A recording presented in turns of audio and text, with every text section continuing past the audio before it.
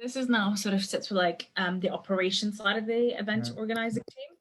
So it starts off, I think, so I've obviously managed marketing budgets, so that's I can give you a sort of a better understanding. But in terms of overall, I can give you the biggest costs that to sort of factor in, and but not that it's so relevant now because everything's gone virtual.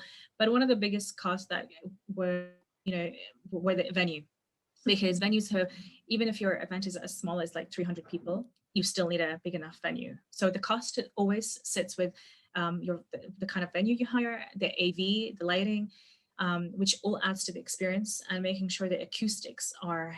There's been so many events that I've been in, and the acoustics are so bad. You can't really hear the speaker. The speaker doesn't feel engaged with the audience, and it just creates a really not a productive environment, and it just kind of throws off the speaker too. So all of those things are probably the biggest costs. In marketing, I would say the biggest cost would be advertising, so PPC. For it to really work, you need to, and to run it between 3 to 6 months, depending on the lead time of the event. And with something PPC, the more you run it, the longer you run it, the better it gets.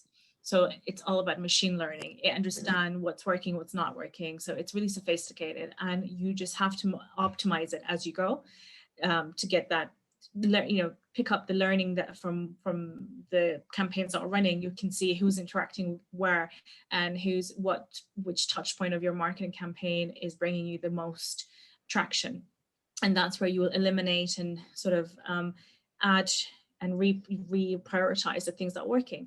So it's an ongoing process, and you need about 20K to 20 to, people. I've spent 100K on PPC before.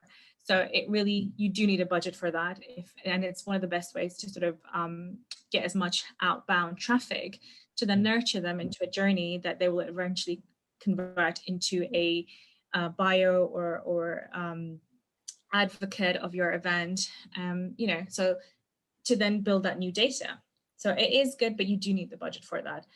And for companies who don't have budgets, they can do other things. They can do SEO. They can utilize their own social media accounts, which are free.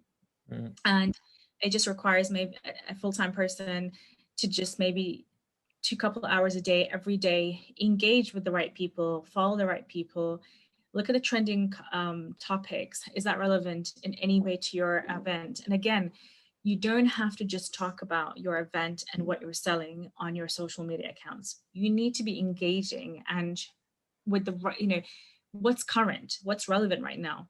Because I don't want to follow an account that just talks about their events or just talks about their events of the speakers.